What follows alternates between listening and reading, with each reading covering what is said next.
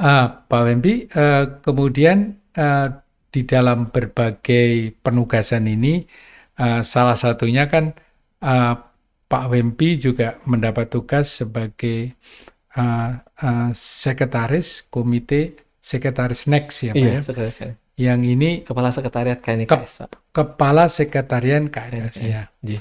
Dan ini kan sebetulnya tujuannya sangat mulia. Bagaimana kita memajukan ekonomi syariah bukan saja di Indonesia, tetapi juga bisa terdengar dan kemudian bisa berperan di level global.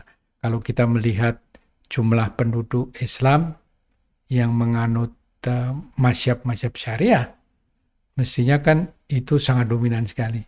Tetapi kita sadar bahwa dibandingkan dengan Malaysia dan beberapa negara, kita harus akui bahwa kita harus bekerja keras untuk menuju sebuah sasaran yang kita harapkan. Bisa sharing Pak Wempi ini untuk ini. Ya, jadi mungkin 1 menit Pak, bahwa saya tuh banyak sekali mendapatkan rezeki sebenarnya, yang mungkin juga akan membawa ke dalam penugasan di bidang ekonomi syariah. Jadi anak saya Rehan itu Al-Hafiz 30 juz Pak, Wah, luar biasa. tersertifikasi. Wah, Jadi mungkin menjadi pemicu juga. iya, Mungkin iya. ini salah satu anugerah terbesar buat saya dan keluarga. Dan juga ini penugasan di KNKS Pak, ini sebenarnya ada satu pertanyaan mendasar yang tadi Bapak sampaikan. Bagaimana mendorong ekonomi dan keuangan syariah, khususnya di Indonesia Pak, menjadi suatu arus baru di dalam global atau mungkin regional economic development. Kalau bahasa IKU-nya Pak, adalah menjadikan Indonesia pusat produsen halal terkemuka di dunia di tahun 2024. 24 ya. Nah, Iya. dalam konteks ini memang tantangannya banyak sekali. Persis tadi Bapak sampaikan, satu, masalah afirmasi Pak, dan literasi. Jadi kadang-kadang orang tuh syariah semua, tapi rekening banknya konvensional. Gitu. Jadi saya coba tanya, termasuk saya ini, coba kalau dicek ada berapa rekening? 5. Berapa ya bank syariah? 1. Gitu. Sisanya bank konvensional. Gitu. Yang kedua, kalau ada kantin syariah Pak, ada disebut dengan zona khas, zona kuliner aman, halal, dan sehat. Gitu. Nasi gorengnya berapa? 35.000. Nah itu yang kantin sebelahnya yang nggak syariah, 25. Kita nggak syariah aja deh ambil. Terus gimana nanti ini? Ya baca bismillah. Jadi ada sisi competitiveness Pak. Jadi tantangan terbesar kedua syariah adalah competitiveness. Bahwa value proposition yang diberikan oleh ekonomi syariah itu memang akan ditimbang-timbang oleh pasar, ditimbang-timbang oleh konsumen, ditimbang-timbang oleh publik. Syariah ini nanti value-nya bagus nggak buat saya? Apakah labelnya doang, tapi mahal? Atau jangan-jangan saya bisa aja sebenarnya ada opsi-opsi yang lain. Nah, sisi kompetitif ini kita masih sangat kurang, Pak. Yang ketiga, Pak, lebih kepada bagaimana persepsi untuk pengembangan ekonomi syariah tadi dalam konteks kebijakan dan implementasinya. Misalnya contohnya, Pak, pada saat kita mengembangkan satu kawasan industri halal. Ini kawasan industri bahwa produsen halal, kemudian ekspornya juga halal, kemudian kita logistiknya juga halal, gitu. Orang akan tanya pertama kali, sama nggak sama kawasan industri yang bukan ada label halal aja? Terus mana yang lebih kompetitif? Kembali Pak, kompetitif lagi. Apa yang sudah disampaikan kepada publik untuk literasi mereka, bahwa ini lebih bagus dibanding yang non, gitu. Dan kira-kira kalau nanti kita terjun ke sana Pak, kira-kira benefit apa yang bisa didapatkan? Nah, ini betul-betul berat Pak memberikan pengertian ini. Bu Menteri memberikan pertanyaan fundamental, masalah literasi tadi, masalah edukasi dan competitiveness dalam konteks value proposition. Dan ini tetap menjadi PR yang kita lakukan di KNKS Pak, membantu. Jadi KNKS ini sebenarnya komite Pak yang sangat unik. Belum ada komite ini di dunia. Yang diketuai oleh Presiden, Ketua Hariannya Pak Wapres, Sekretarisnya Menteri Keuangan, dan ada 2 kamar Pak, manajemen eksekutif dan sekretariat, ada sekretariatnya. Ini sebenarnya menjadi integrator, menjadi policy rekomendator, dan sinkronisasi Pak, dari kebijakan pengembangan ekonomi keuangan syariah di Indonesia. Nah ternyata memang challenge pertama, semua tugas dan fungsi, anggaran, program, dan IKU, itu tersebar di berbagai kementerian dan lembaga. Ya, Sehingga pada saat KNKS ingin melakukan koordinasi juga harus naker-naker Pak. Humbleness again Pak is our powerful weapon. Memfasilitasi tadi agar tujuannya bisa synchronize. Mendorong pengembangan atau perluasan dari ekonomi syariah. Yang kedua Pak, kita lihat challenge kepada global ternyata lebih besar. Malaysia kelihatannya jauh bergerak lebih cepat. Dubai kayaknya lebih cepat dibanding kita gitu. Kemudian Doha, bahkan kalau misalnya kita lihat pasar modal syariah, Pak, terbitnya di London gitu misalnya. Jadi kita memang masih banyak PR untuk mengembangkan, baik itu instrumen keuangan, baik itu sektor real, dan juga Pak SDM.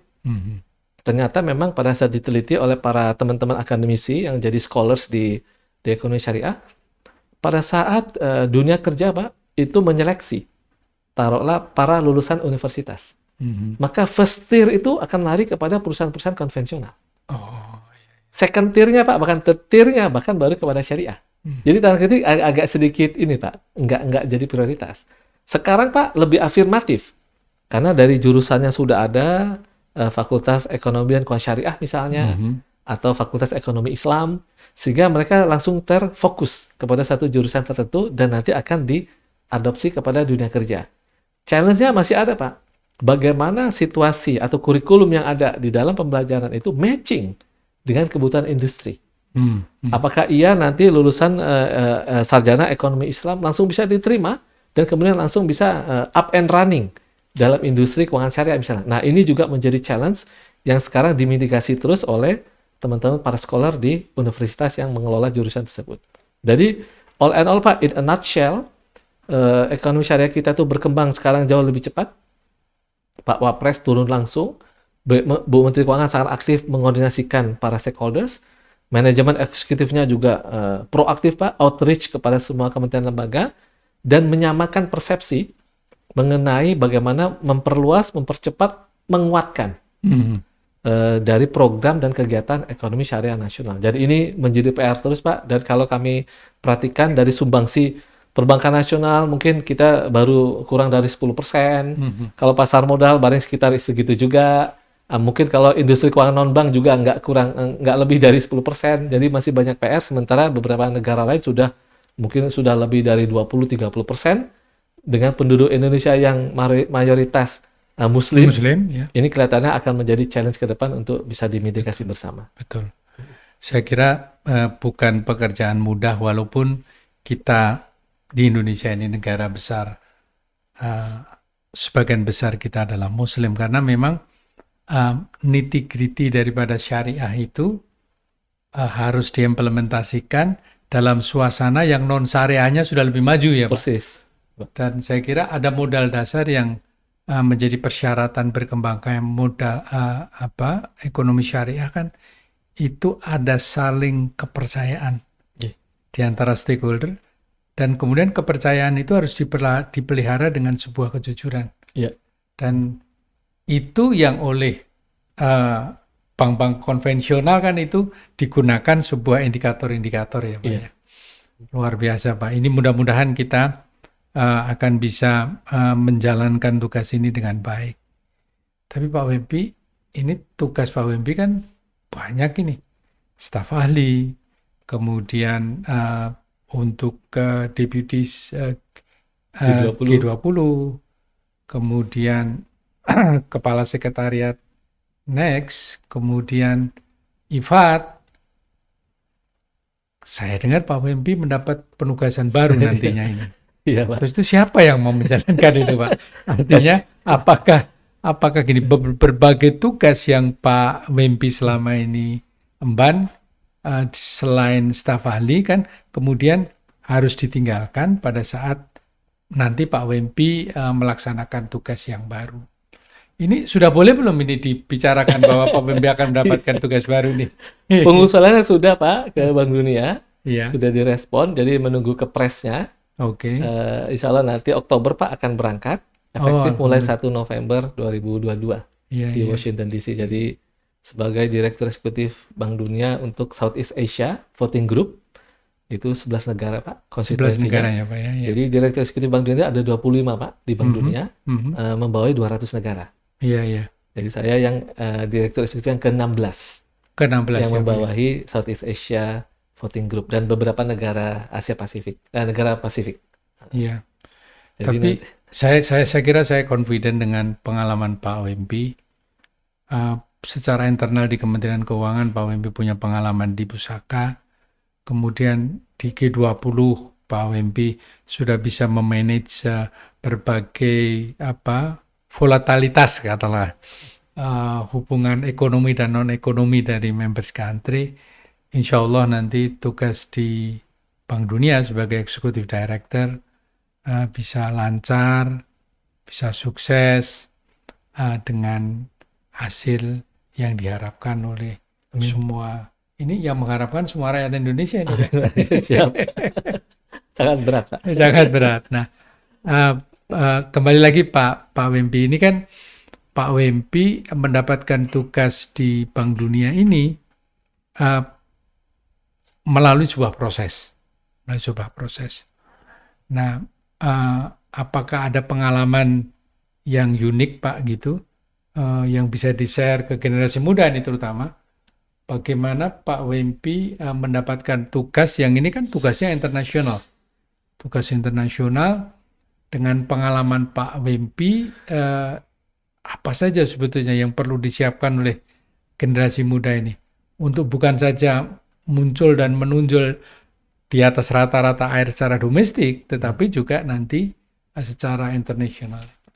Jadi good boss Pak always give a motivation. Jadi Bu Menteri itu memberikan value dan selalu mendidik, minimal saya well trained Pak di bawah beliau.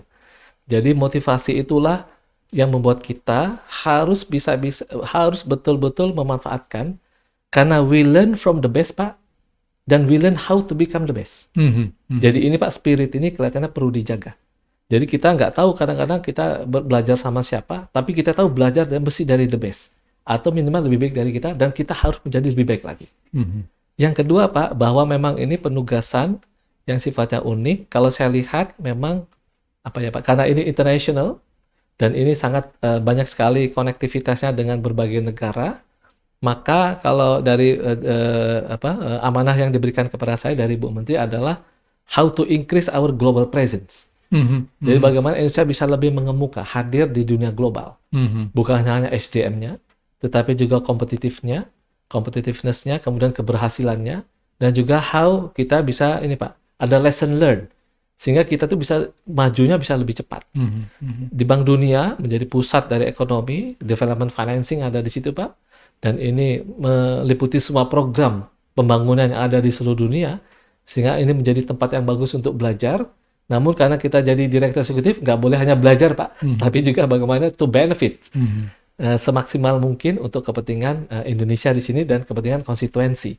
Nah di sini kalau saya lihat value yang harus yang selama ini saya pelajari dan saya dapatkan, mulai dari pusaka, dari sebagai staf ahli, tetap Pak kita harus banyak sekali belajar, menyiapkan diri, karena kadang-kadang kesempatan itu kapan datangnya kita tidak tahu. Dan pada saat kita diberikan penugasan, try to become the best, sehingga kita bisa mendapatkan credibility. Jadi ini sesuatu yang istilahnya along the way, belajar terus, mungkin never ending Pak, never ending effort. Tapi kalau saya meyakini bahwa sepanjang kita niatnya lurus, sepanjang ikhtiarnya itu kita sempurnakan, insya Allah nanti tetap akan ada berbagai kemudahan. Nah di sini kalau dari berbagai pengalaman yang ada, saya sarankan kepada teman-teman generasi muda, itu kita tetap punya spirit. Learn from the best, learn how become the best, dan kita terus membangun tadi Pak, kredibilitas dari diri kita, dari kredensial yang kita lakukan untuk memberikan benefit seoptimal mungkin. Jadi mutiara itu di mana saja kan akan tetap ada Pak, dan saya ingin menjadi mutiara itu juga. Jadi kita harus bisa memberikan pencerahan, memberikan benefit, dan kita juga yakin dengan kondisi seperti itu, maka kita juga akan menjadi orang yang merasa berguna, kepalanya tegak gitu, dan bisa memberikan pelajaran kepada baik itu anak-anak kita ataupun generasi muda. Luar biasa Pak Wempi. Nah, dari diskusi kita Pak, bincang-bincang kita ini di Bea Cukai, Pak Wempi sangat sibuk. Di pusaka lebih sibuk lagi. Jadi staf ahli, jadi deputy G20 sangat sibuk sampai 4 hari tidurnya kurang sampai sakit. Jadi mungkin ini perlu pembelajaran bukan saja untuk generasi muda, tapi ini orang-orang yang memanage rumah tangga ini. Nah, Pak Wempi dengan kesibukan itu kan Bu Wida, istri Bapak tersayang, kemudian anak-anak Raihan dan Raisa, pasti kan juga kangen sama bapaknya kan ini Iya. Pak ya. Iya. How you manage Pak ini dengan kesibukan yang luar biasa dalam setiap tugas itu Pak? Jadi kalau saya pergi kerja Pak pagi, selalu mencium dan memeluk istri setiap hari.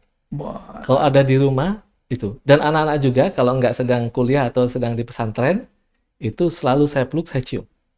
Jadi memberikan engagement awal bahwa kita satu keluarga, dan saya meyakini Pak bahwa keberhasilan mungkin yang kita peroleh saat ini barangkali juga dari lantunan doa dari istri dan anak-anak.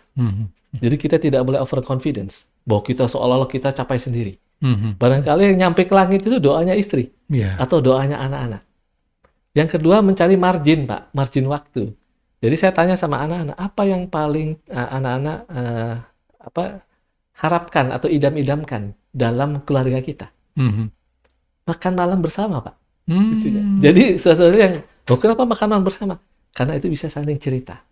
Jadi kalau cerita itu Pak, kita nggak ngambil kesimpulan Pak, cerita saja. Gitu. Semuanya cerita, istri cerita, Reha cerita, Resa cerita, saya juga cerita. Jadi ibaratnya cerita, pokoknya yang penting bareng-bareng Pak.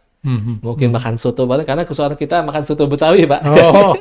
Jadi kita makan malam bersama, cari waktu, sekitar kadang-kadang jam 11 malam ini gimana kalau kita ke Burger King, ya udah makan di Burger King Pak. Nah, ternyata makan malam bersama Pak adalah momentum yang minimal buat keluarga kami itu sangat menyenangkan.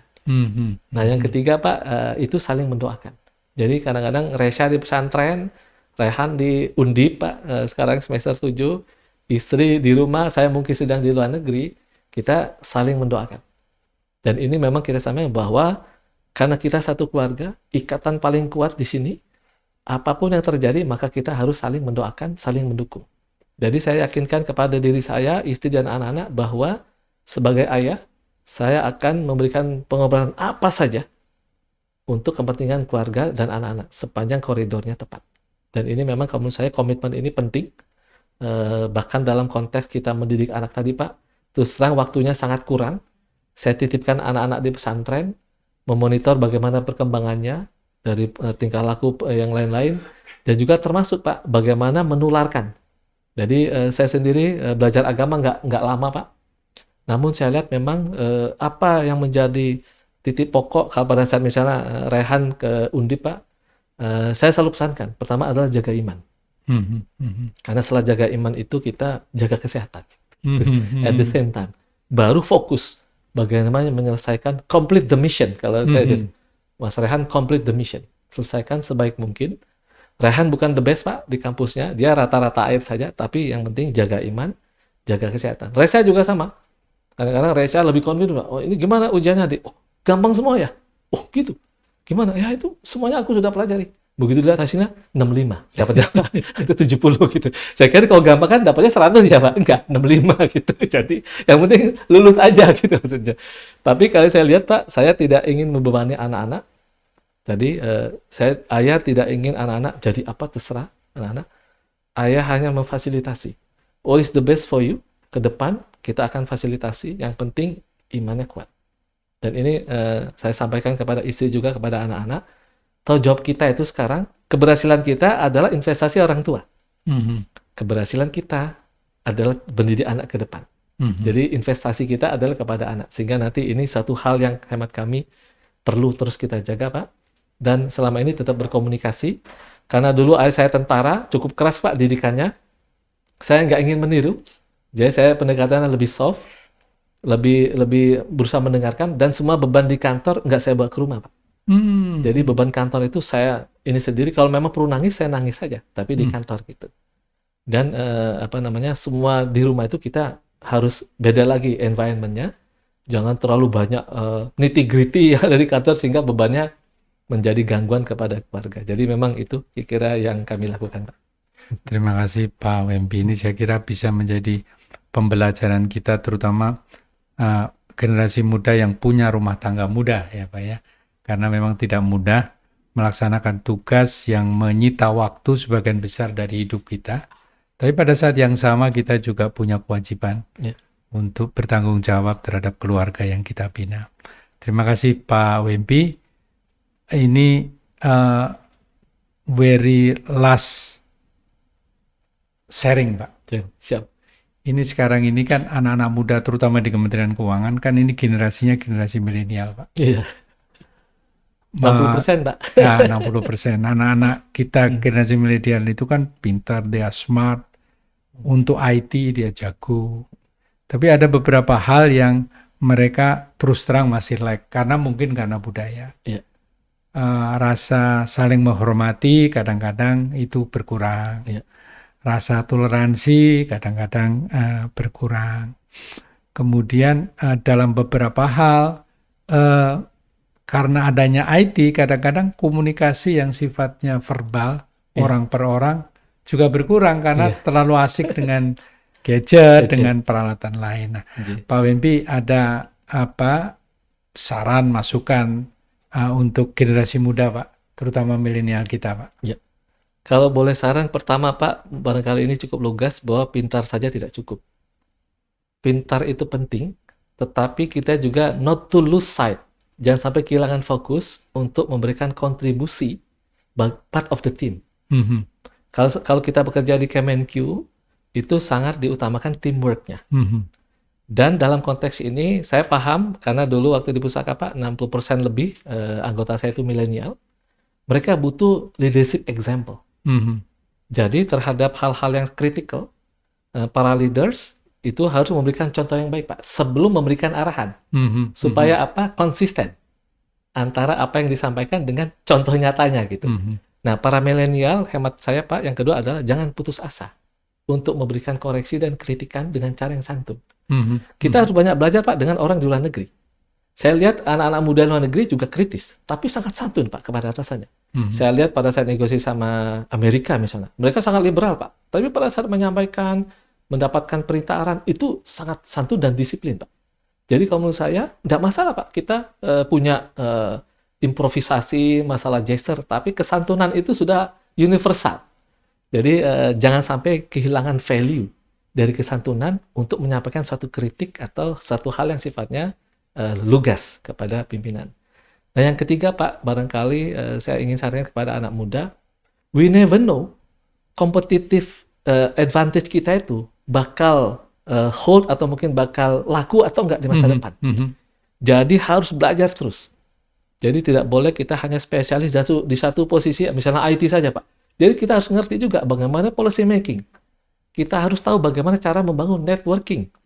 Bahkan kita harus ngerti, Pak, bagaimana caranya menyampaikan informasi kenaikan BBM misalnya atau mungkin kebijakan yang sangat kritikal kepada rakyat yang paling kecil gitu. Paling Kalau di Bu bawah. Menteri itu menyampaikan bagaimana kebijakan perpajakan itu disampaikan secara proporsional kepada orang yang paling kecil sekalipun gitu, yang rakyat kecil. Nah, ini sesuatu hal proses komunikasi yang harus kita sama-sama pelajari. Dan di dalam hal ini, Pak, we never think bahwa kita itu selalu the best. We never think bahwa kita selalu perfect. Sehingga ini adalah never ending journey, nafas panjang, khususnya kalau bisa panjang juga, sehingga kita menjadi humble, Pak. At the end of the day, Pak, kalau misalnya kita merenung sendiri itu, barangkali kita ini memang tidak ada apa-apanya.